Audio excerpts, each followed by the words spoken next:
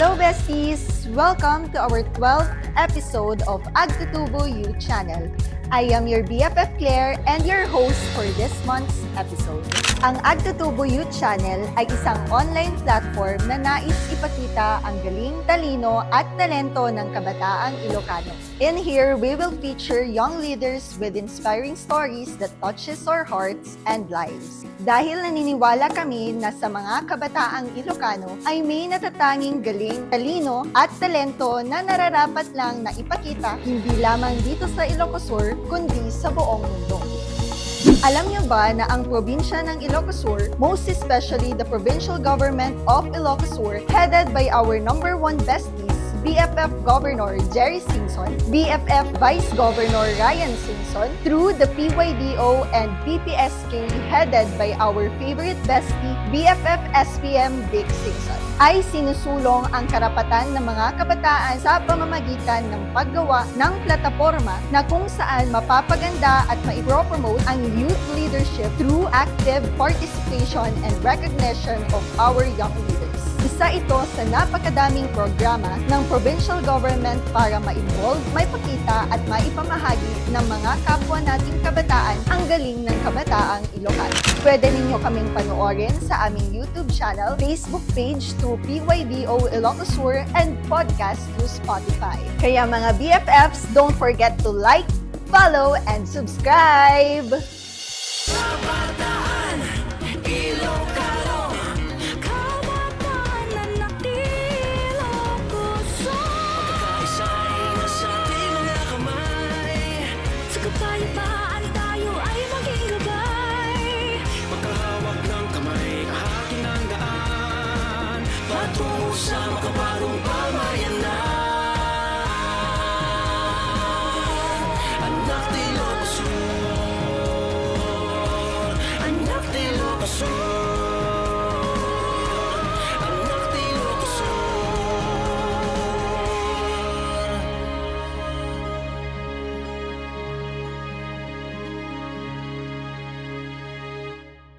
Last episode mga BFF, ang ating mga besties na si BFF Omar, BFF Wenard, and BFF Rami talk about yung mga naging episodes natin magsimula nung nag-start ang Agtutubo Youth Channel through Agtutubo 2025 Recap. Kaya for this month's episode, very special ang ating episode, not just for me, but especially sa mga kabataang natin na may matayog na pangarap.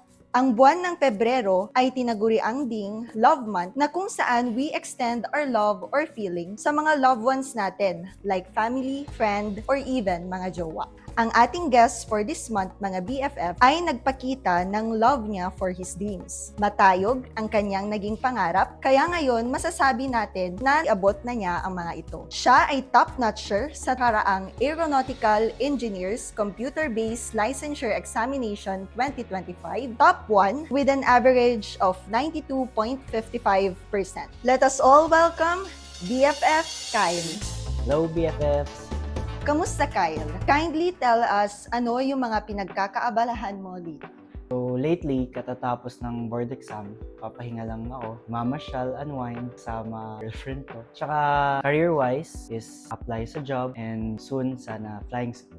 Okay, anong mga jobs yung tinatry mong applyan?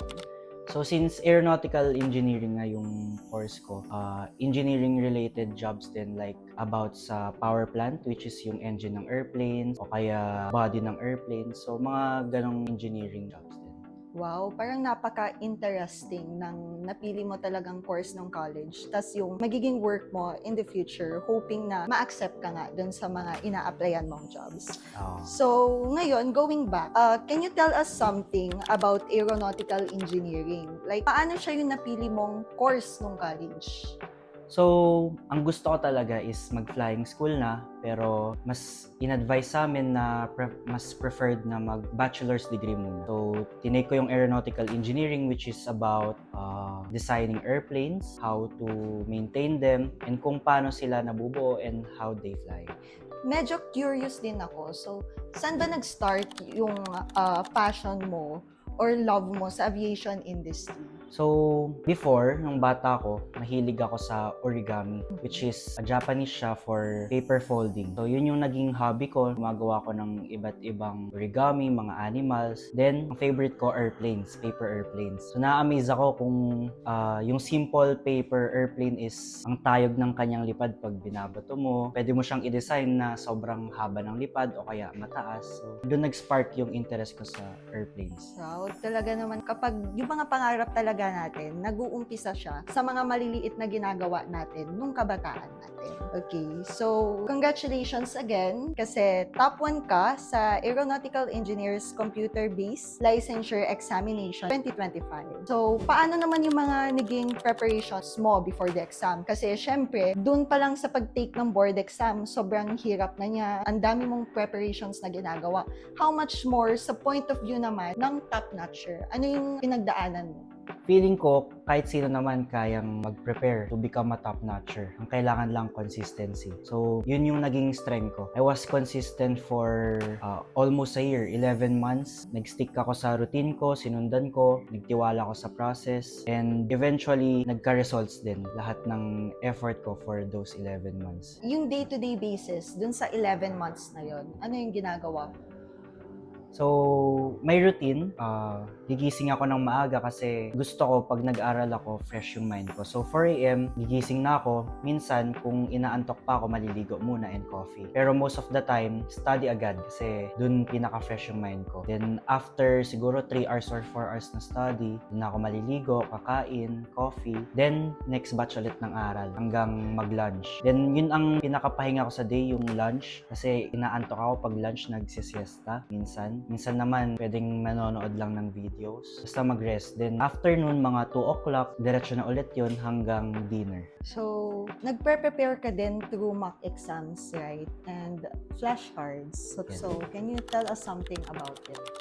Okay, so yung flashcards, isa siya sa pinaka-effective na naging study method ko. So basically, nagbabasa ako ng books, then nag-answer ng mock exams. Lahat ng nakakalimutan kong topic o kaya mga specific words na dapat talagang alam ko, ilalagay ko agad sa flashcards. And hindi lang siya sa conceptual, pati mga computation formulas sinalagay ko doon. Basta nakalimutan ko, lalagay ko doon para ma-recall ko siya almost everyday.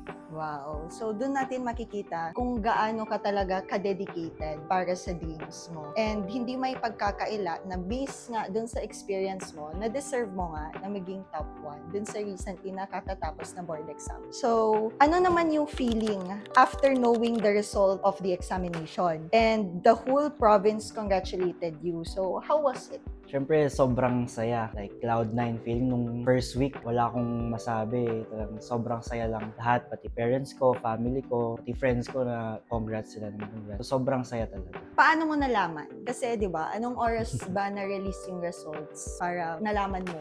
Anong oras? So, sa testing site pa lang, sinabihan na kami na within the day is makuha na namin yung results. Kasi computer-based kami and mabilis lang talaga yung results niyan doon na pagkatapos ng exam. Ang sinabi sa amin, 10 p.m. may results na. Natapos yung exam namin mga 5 p.m. So, hinintay namin yun. Pero ako, talagang kinakabahan ako. Feeling ko may chance, pero hindi mo talaga masasabi na magta-top notcher ka eh. Kasi madami kayong posibleng sobrang gagaling ng iba. So, naglalaro lang ako. Tinatanggal ko yung isip ko na huwag i-expect yung kahit anumang results para lang magugulat na lang ako. So, naglalaro ko hanggang 10, pero wala kaming nahintay. Until 12, naghihintay. So, tinulog ko na. Nag-dorm kasi kami nun. Makasama ko mga friends ko na nag-exam din sa testing site na yun. So, ako natulog na, pero may yung iba gising pa. So, nakatulog na ako. Tapos mga 1 a.m., biglang nag-iingay yung kasama ko, tumitingin sila. Eh, naghihintay, nag-abang pa rin sila. Lumabas na. Nagising ako. Tapos, tinakpan ko yung yung ears ko. Ayoko pa. Tulog ko pa. Kasi gusto ko umaga ko na lang makita kung ano yung results. Then, biglang sumigaw yung yung kasama ko. Sabi niya, top 1 si Kyle. Then, sobrang saya ko. Bigla akong ginawa yung kumot ko. Yun. Una kong ginawa, syempre, double check ko. Sinend ko sa mami ko. Yun yung first na ginawa ko. Sobrang saya talaga. Of course, people saw your success, but can you also share to us, ano naman yung hardship behind those success? How did you handle it? Syempre, To reach that level of dedication, kailangan mo ng fire. Kailangan mo talaga ng motivation na hindi lang makukuha sa short burst. So, may mga painful experiences ko before or yung mga nag-i-inspire sa akin, talagang rini-recall ko sila. Nagjo-journal ako, siguro mga 5 times a week minsan o kaya pag busy once a week para parang rini-recharge ko yung self ko at nagre-reflect ako. So, dun ko na nabibring back kung bakit ko ba to ginagawa, bakit ako nagpupursige ng ganito, gigising ng maaga, tapos ang focus ko lang is yung aral. Talagang nagre-reflect ako para hindi mawala yung goal ko sa isip.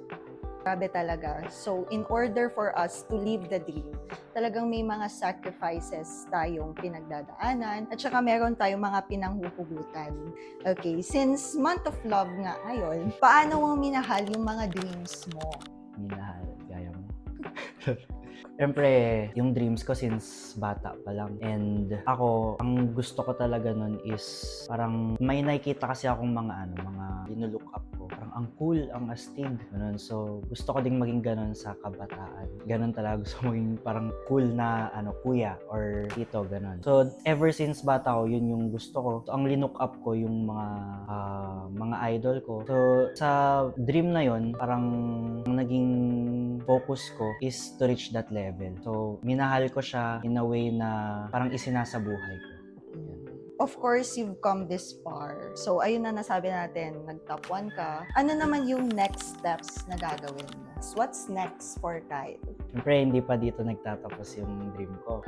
Ang gusto ko is, ang end game ko is maging pilot pa rin, syempre. So, yun ang win-work on ko ngayon. Para yun sa next dream kong yun naman ang match. So, career-wise, mag-earn ng money for flying school, tapos mag-grow, syempre, personal development, and yun. Okay. So, since we're talking about, yun nga, gusto mong maging pilot, ano yung mga airlines na pangarap mo na ma-reach? Dito ba sa Philippines? Or meron ka bang mga gustong airlines abroad? Okay. So, syempre, as a Filipino, gusto ko talaga dito sa Philippines, sa Philippine Airlines. Yun talaga ang gusto ko maging airline. Although, madami din sa ibang bansa, gaya ng Qatar, magaganda din, o kaya Emirates. Gusto ko pa rin na magsaserve ako sa country ko. So, Philippine Airlines talaga ang gusto kong endgame as pilot. So, doon naman sa pagiging pilot mo, since na-mention mo earlier na hindi mo siya kaagad na-reach or na-grab, ano ba yung process para maging pilot? Or ilang years? Gano'ng katagal? Okay, so para maging pilot, ang main na parang iniipon mo dyan, unlike sa college na nag-iipon ka ng units, courses, may specific time, sa pilot, experience. So, flying hours ang iniipon mo dyan. Meron tayong level ng licenses, private pilot license, commercial pilot license, tsaka airline, limutan na yung direction niya. Pero yun. So, sa private pilot license, mabilis lang siya. Ilang months lang kaya na yun kasi 40 hours. Ang sunod naman nun, yung commercial pilot license, 250 hours if di ako nagkakamali. So, dun sa commercial pilot license, ang pag-ipon ng hours dun, ang isa sa main concern ng mga student pilot is yung money, syempre. Kasi, ang sa market ngayon, parang per 10 hours is 100,000.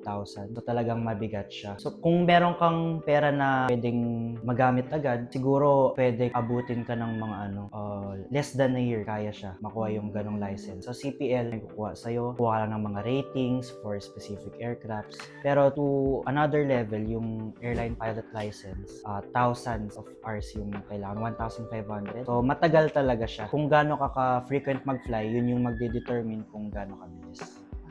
So, yun yung nakadepende sa hours and Yes. of course sa financial capacity mo para masustentuhan kumbaga yung pagiging pilot. So, lastly, ano yung message mo kay 10-year-old Kyle na nangarap maging isang piloto? Siyempre, my 10-year-old self, as always, have fun. Yun lang ang pinaka, may give kong advice. Always have fun and know na yung direction mo is sa goals mo pa din, sa dreams mo. Huwag yung kung saan-saan ka napupunta, yung attention mo, and maburn out ka kung ang dami mong ginagawa. Stick to one goal and learn to have fun to reach that goal.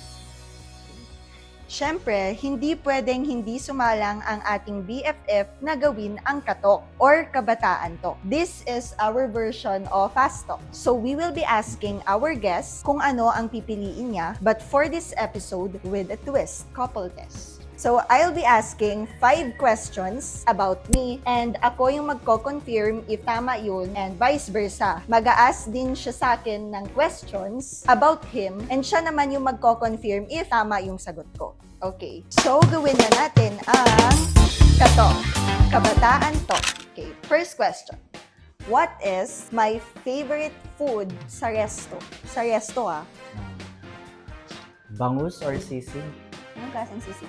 Crispy. Okay. Next.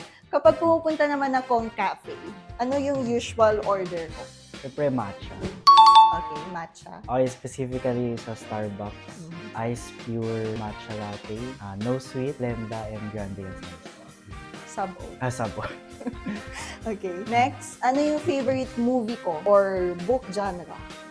Movie, I think Notting Hill. And book genre, romance na ang enemies to lovers na ako. Tama. Gusto ko kasing ganun yung may away Okay, saan naman yung dream travel destination ko? Easy, Netherlands. Netherlands. And ano yung usual na reply ko kapag galit ako? So, dalawa. Either K or mahabang rant, naggalit ka sa akin. Dalawang moods lang yun. Okay, ngayon, ikaw naman yung magtatanong sa akin. So, G, G. ready ka na? Ready? Okay. First question. Ano ang favorite kong or dream destination ko? Dream destination mo, Japan. Okay. Next. Favorite series. Favorite series, Breaking Bad. Ano nangyari doon? Favorite series mo yun? Okay. Musical. Musical, Hamilton. Next. Favorite food. Food, pochero or kare-kare. And last, ano ang aking favorite subject? Favorite subject, thermodynamics. Nice. Okay. Now, I have one last question. Complete the sentence. Si Kyle ay kabataang. Si Kyle ay kabataang masigasig. Bago tayo magpaalam, may gusto ka bang pasalamatan? Pwede bang shoutout? Okay, sure. Thank you and shoutout. First, sa'yo, girlfriend ko napakaganda. And kay Mommy Elds and Daddy Miko, sa Lola and Lolo ko, si Lolo Steve, Lola Aida, Mami Tessie, Daddy Ago, sa brothers ko, Kirby Clixel, cousins ko, friends ko, yung friend ko dito sa Vegan, and sa Manila, yung group namin na Sarap. Tsaka, shoutout kay Tito Vanny. Shoutout. And to everyone who's been in my journey, thank you. See you again next month for another episode of Agtutubo Youth Channel. Same time, same YouTube, same Spotify and TikTok channel. Brought to you by the Provincial Government of Ilocos Sur, headed by our #1 besties, BFF Gov Jerry Singson, BFF Vice Gov Ryan Singson, through the PYDO and PPSK, headed by our favorite bestie, BFF SPM Vic Singson. I am Claire. And I am Kyle. And we are your Agtutubo besties for the youth of Ilocos Sur. Hey!